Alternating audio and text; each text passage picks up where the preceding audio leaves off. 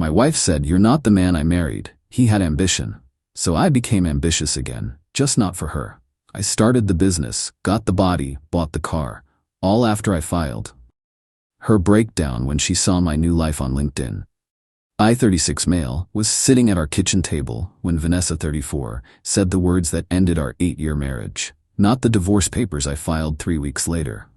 Not the mediation sessions. Those actual words, delivered while I was eating leftover pizza on a Wednesday night. "You're not the man I married, Derek. He had ambition, drive. You've just settled." I looked up from my plate. She was standing there in her athleisure outfit, fresh from some boutique fitness class I was paying for, holding her phone like she'd just seen something that reminded her how disappointing I was. "What brought this on?" I asked. "Mistake number 1? Engaging." Bethany's husband just made partner at his firm. Trevor bought them a lake house. A lake house, Derek. Meanwhile, you're still doing the same IT job you had when we met, living in the same rental, driving the same boring sedan. We're comfortable. I make decent money. You work part-time by choice. Part-time because someone has to make this place look presentable for when we have people over. Do you know how embarrassing it is when my friends ask what you do and I have to say tech support? I'm a systems analyst, not tech support. Whatever. It's not impressive. She scrolled through her phone, not even looking at me. You used to talk about starting your own thing, consulting, building something. Now you just clock in, clock out, repeat. It's pathetic. That word, pathetic. I set down my pizza. Okay. Okay, what? You're right. Things need to change. She looked surprised, then smug. Finally, maybe talk to Trevor about opportunities at his. I'm filing for divorce. The smugness evaporated. Excuse me? You just told me I'm not the man you married and called me pathetic. I heard you. Message received. We're done. Derek, don't be dramatic. I'm trying to motivate you.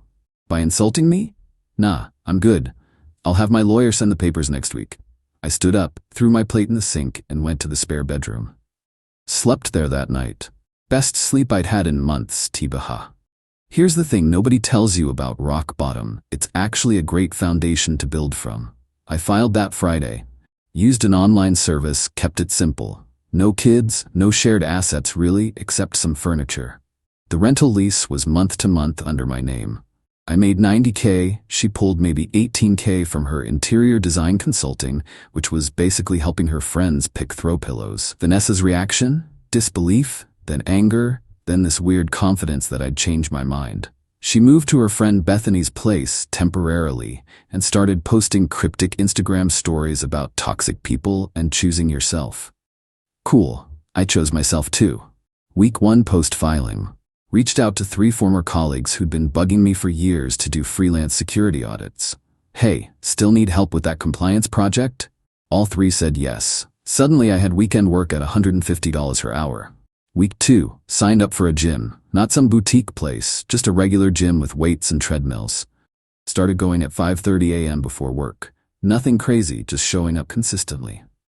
Week 3, opened a business checking account. Registered an LLC for consulting, cost like $200. Hammond Security Solutions. Had a logo designed on Fiverr for $50. None of this was for Vanessa. She was already gone, living her best life at Bethany's, probably trash-talking me to anyone who'd listen. This was for me. Because she was right about one thing. I had settled. Not in my marriage, I'd tried there. But in my career? Yeah, I'd gotten comfortable. The divorce was going to take 6 to 8 months in our state with the mandatory waiting period. I had time. Month 2. First big consulting gig. Former employer needed a complete security overhaul. $15 project. Did it in 3 weeks while still working my day job. Exhausting? Hell yes. Worth it? Absolutely. Started seeing a therapist. $120 session twice a month. Best money I ever spent. Worked through a lot of stuff about why I'd let myself become the guy Vanessa described. Turns out, constantly being told you're not enough makes you stop trying. Who knew? Month 3. Gym routine was showing results. Not like magazine cover results, but I'd lost 20 pounds, actually had some definition. Bought clothes that fit, nothing designer, just stuff that wasn't worn out. Consulting was picking up. Word of mouth is wild in the tech industry. One happy client tells another. I was booking projects faster than I could take them. Gave notice at my day job. Boss tried to counteroffer. I declined. Going independent, I said. He wished me luck. Vanessa heard through the grapevine. Her sister followed my former coworker on social media, apparently. She texted me directly, breaking her own lawyer-only rules she'd set. Vanessa, heard her quitting her job? Are you having a midlife crisis, lol? Me. Starting my own firm. Not sure how that concerns you. Talk to your lawyer if you need something. Left on read. Felt good. Month 5, divorce was proceeding. Standard 50-50 split of the pathetic joint savings we had, about $8K. She wanted the nice TV and couch. Fine. I wanted the desk and my gaming PC. Easy. Her lawyer tried to push for temporary spousal support. My lawyer shut it down. She was capable of working full-time. Our lifestyle wasn't lavish. Marriage under 10 years. Judge agreed. No support either direction. Business was legit now.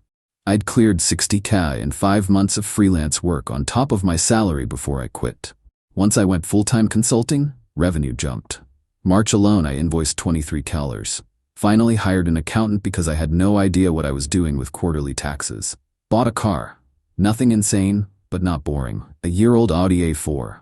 Black. Used but clean. Paid half in cash, financed the rest. Payment was manageable with my new income. Vanessa's sister must have mentioned this too because I got another text. Vanessa, really, Derek? New car? While we're still married?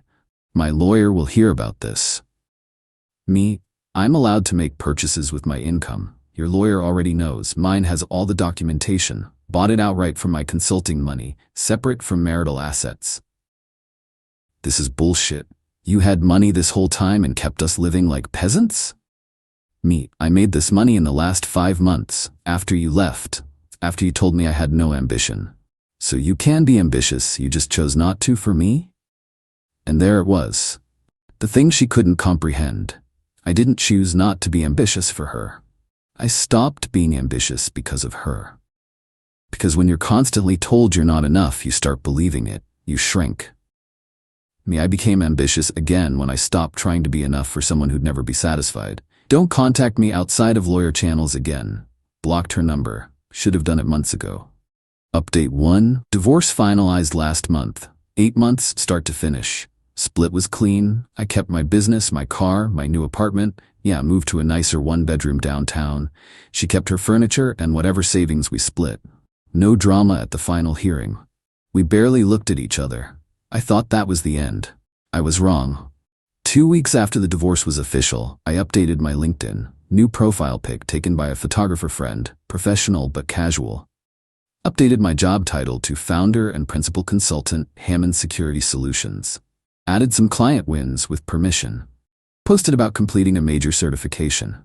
Within 24 hours my phone started buzzing. Friend requests from old colleagues. Congratulations messages. 3 new client inquiries, and 1 message from Vanessa's friend Bethany. Bethany, hey Derek. Congrats on the new business. Looks like you're doing amazing. We should grab coffee sometime and catch up. I'd met Bethany exactly 4 times during my marriage. We were not grab coffee people. I ignored it. Then Vanessa's sister Lauren sent a request. Denied. Then Vanessa's mom sent a Facebook friend request. We weren't even friends when I was married to her daughter. Denied. My buddy Tyler called me laughing. Dude, Vanessa's losing it. Bethany's been asking me about you, saying Vanessa's been asking about you. What did you do? Nothing. Updated LinkedIn. Bro, I looked at your profile. You look good. Like, really good. And your business is blowing up. She's definitely seen it. Not my problem. But I'll admit there was satisfaction in that. Not revenge. Just proof. Proof that I wasn't the problem. Proof that I had it in me all along. The following week, I was at a coffee shop working on a proposal when someone sat down across from me, uninvited. Vanessa, we need to talk, she said. No, we don't. We're divorced. We have nothing to talk about. Derek, please, just 5 minutes. She looked different, thinner, but not in a healthy way. Dark circles under her eyes, hair pulled back in a messy way that wasn't the intentional messy she used to do. Against my better judgment, I closed my laptop. 3 minutes. I made a mistake. Okay, that's it? Just okay? Vanessa, what do you want me to say? We're divorced. You got what you wanted. You're free to find someone ambitious enough for you. I didn't want a divorce. You filed. After you told me I was pathetic and not the man you married. I was frustrated. I didn't mean, yeah, you did. And you know what? You were right. I had gotten comfortable, complacent, but that marriage was over the second you said those words. You didn't believe in me, and I realized I'd stopped believing in myself. So thanks, I guess. The divorce was the kick I needed. Her eyes were watering.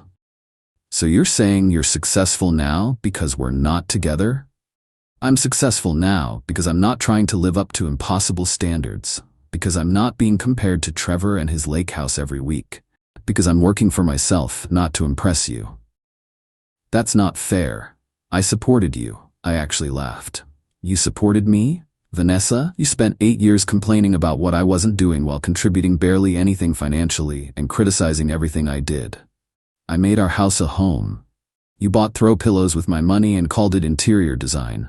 She flinched. You've changed. You're cruel now. I'm honest. Maybe that's new for us. Derek, please, can we try again? I see what you've built. I see you're the man I always knew you could be. Stop. I stood up, packing my laptop. You see my LinkedIn profile and my new car, and suddenly I'm worth your time again. That's not love, that's opportunism. No, I've been miserable without you. Bethany's place is awful and dating is terrible, and I miss what we had. What we had was me shrinking myself to fit your expectations and you never being satisfied. I don't miss that, at all. I started walking away. She followed me outside. Derek, wait, at least tell me you'll think about it. There's nothing to think about. Move on, Vanessa. I have. I got in my Audi and drove away. In the rearview mirror, I saw her standing on the sidewalk, crying. I felt nothing. No satisfaction, no guilt, just nothing. That chapter was closed. Tyler called me that night. Bethany just texted me, said Vanessa had a full breakdown at her place. Apparently, she saw your business is booming post and realized you're actually doing well. And she's been telling everyone the divorce was mutual, that you guys just grew apart. Now she's spiraling because people are gonna see you succeeding and her still living with Bethany. Still not my problem. Cold, dude. I like this version of you. Not cold, just done. Update 2, thought the coffee shop ambush was the end. It wasn't. Vanessa started showing up. Not stalking exactly, but convenient encounters. At the grocery store near my apartment, at the gym, she'd never worked out there before, outside my building, just walking by. Each time, hey, weird running into you, how are you? You look great, we should really talk. I kept it brief, polite, distant, started shopping at different times, switched to a different gym location. Then her mom called my phone. I'd forgotten to block her. Derek, it's Patricia. I think we should talk about Vanessa. Hi, Patricia. There's nothing to talk about, we're divorced. She's not doing well, she's depressed, barely eating, lost her spark. And I see you're doing wonderfully, buying fancy cars, starting businesses. Are you saying I should feel guilty for moving forward? I'm saying you made a commitment, for better or worse. She's going through worse right now, and you've abandoned her. Patricia, with respect, she's the one who told me I wasn't ambitious enough. I became ambitious. Now she's upset I'm not ambitious for her benefit. That's not my problem to solve. She's my daughter. She's hurting. And I'm sorry she's hurting. But I spent 8 years hurting while she criticized everything about me. I'm not going back to that. You're selfish. I always knew it. She hung up. I blocked the number. The next week, I got an email at my business address from Vanessa. Subject, important, business opportunity. Curiosity got me. I opened it. Derek, I know you probably don't want to hear from me, but I'm reaching out professionally. I've been building my interior design business and have a potential client who needs office space designed. They also need IT security consulting. I immediately thought of you. This could be great for both of us. $50K plus project total. Can we meet to discuss? I promise it's purely professional. I really think we could make a great team. I stared at it for a solid minute, then called Tyler. She's trying to use business as an excuse to see you, he said immediately after I read it to him. Yeah, that's what I thought. You gonna take the meeting? Hell no. Even if the opportunity's real, working with her would be a nightmare. She'd use it to worm back into my life. Smart. What are you gonna say? Nothing. I'm gonna ignore it. So I did. 3 days later, another email. Derek, did you get my last email? This is a really good opportunity. The client is willing to pay premium rates. Let me know ASAP. Ignore it again. Day 5, she called my business line. I'd set up a proper number with voicemail. She left a message. Hey, it's Vanessa. I know you're probably busy, but this client is getting impatient. They specifically asked for you after I showed them your website. Please call me back. This is about business, Derek. We're both adults. We can work together professionally. Call me. I didn't call. The following Monday, I got an email from an address I didn't recognize. Trevor Westwick, CFO, Westwick Properties. Trevor, Bethany's husband, the lake house guy. Mr. Hammond, your name was recommended by an associate for a security consulting project. I'd like to discuss scope and pricing. Please reply at your earliest convenience. Best, Trevor Westwick. I googled the company. Legitimate property development firm, good reputation. Trevor was listed as CFO, but the timing was suspicious as hell. I replied professionally, Mr. Westwick, thank you for reaching out. I'd be happy to discuss your security needs. Before we proceed, can you share who referred you to my firm? Best, Derek Hammond. His response came 2 hours later. Vanessa Hammond mentioned your firm. She's helping us with office redesigns. There it was. She was using her connection with Bethany to create a business opportunity that would force us to interact. I replied, thank you for the referral. However, I have a policy against working on projects where there's a potential conflict of interest with personal connections. I'd be happy to refer you to 2 other excellent consultants in the area if you'd like. Attached contact info for 2 competitors I respected. He thanked me, and that was that. Vanessa called my business line immediately. I let it go to voicemail. Derek, are you kidding me right now? You turned down a project because of me? Grow up. This was a real opportunity. You're sabotaging both of us because you're petty. Call me back. Save the voicemail. Didn't call back. That weekend, she showed up at my apartment building. Buzzed up from the lobby. It's Vanessa. Let me up. We need to talk. No. Derek, I'm not leaving until you let me explain. Then you're gonna be there a while. I hung up the intercom and called building security. Hi, my ex-wife is in the lobby and won't leave. We're divorced. She doesn't live here, and I've asked her to leave. Can you escort her out? They did. She called me screaming. My phone recognized her number even though I'd blocked it. Apparently she was calling from a different phone. You called security on me? I just wanted to talk. I've told you repeatedly I don't want contact with you. You keep showing up. That's harassment, Vanessa. I'm not harassing you. I'm trying to help both our careers. I don't need your help. I don't want your help. Stop contacting me. Stop showing up. Move on. Fine. Fine. I was trying to be nice, trying to help you network, but you're too proud and stupid to see it. You're gonna regret this when my business takes off and you're still doing small-time consulting. Maybe, but at least I won't have to deal with you. She hung up. I blocked that number too. Tyler came over that night with beer. Bro, she's unraveling. Not my circus, not my monkeys. Cold. Necessary. Update 3. Final. It's been 4 months since the security incident at my building. Things have been quiet. Too quiet, honestly. I kept waiting for the next shoe to drop, but Vanessa had gone silent. My business was thriving. I'd hired a part-time admin assistant to handle scheduling and billing. Brought on a junior consultant. Signed a 6-month contract with a major client that would net me 6 figures. Moved to a bigger apartment, 2-bedroom, so I could have a proper home office. Life was good, really good. Then last Tuesday I got a text from an unknown number. This is Bethany. I know you don't want to hear from me, but I thought you should know Vanessa's in the hospital. She had a breakdown, like a real one. Her mom found her at the apartment she finally got, not eating, not sleeping, just obsessing over your LinkedIn. It's bad, Derek. I stared at the text for a long time, felt complicated. Not guilty, exactly, but not nothing either. I didn't respond. An hour later, Patricia called from yet another new number. I picked up without thinking. Derek, thank God, you need to come to the hospital. Vanessa's asking for you. The doctors said. Patricia, stop. I'm sorry she's struggling. I genuinely am. But I'm not coming to the hospital. We're divorced. I'm not her person anymore. She's sick, mentally ill, because of what you did. What I did was divorce her after she told me I was pathetic, then I improved my life. That's not a crime.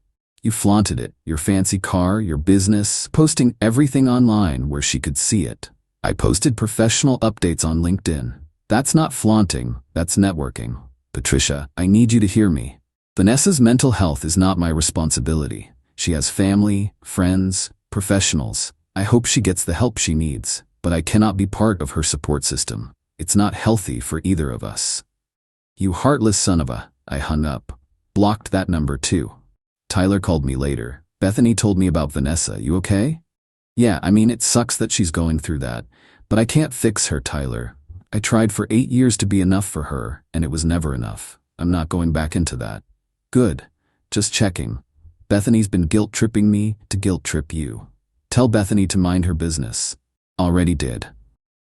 Last Friday, I got a letter, actual physical mail, addressed to my business office. Patricia's handwriting on the envelope.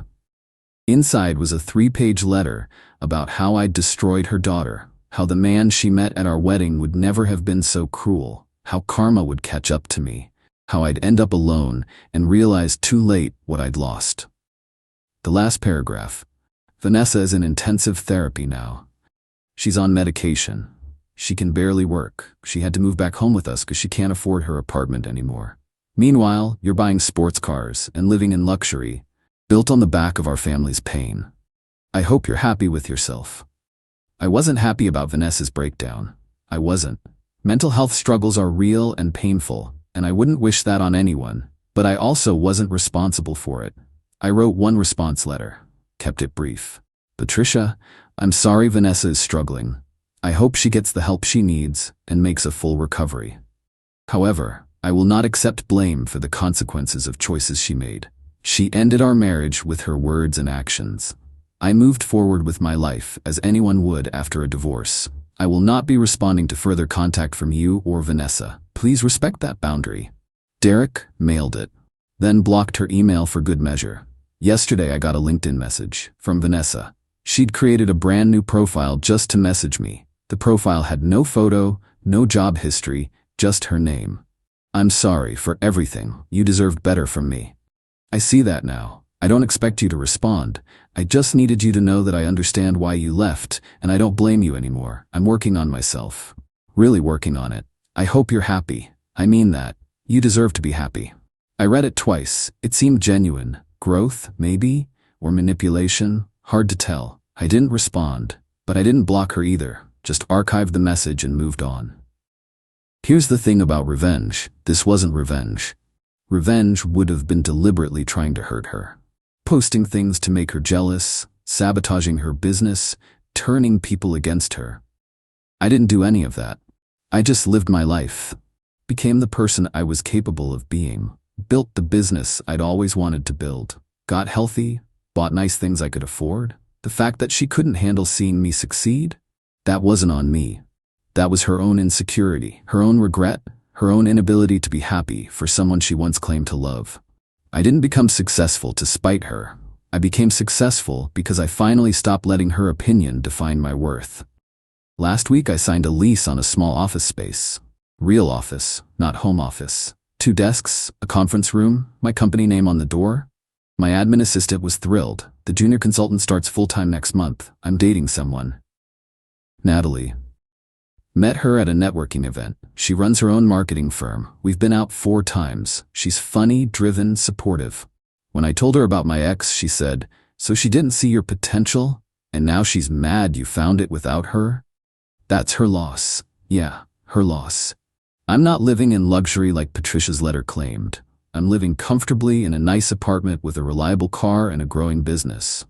I work hard, 70-hour weeks sometimes, but I love what I do. I'm not happy because Vanessa's struggling. I'm happy because I'm not struggling anymore. The man she married did have ambition. She just spent so many years crushing it that she stopped recognizing it. When she finally pushed hard enough, I left. And without her crushing weight on my shoulders, I could finally stand up straight. To anyone reading this who's in a relationship where someone makes you feel small, leave. I'm serious. It doesn't get better. They don't suddenly start appreciating you. You just get smaller and smaller until you forget what it feels like to take up space. I remembered, and I'm never going back. Vanessa was right about one thing though. I'm not the man she married. I'm better.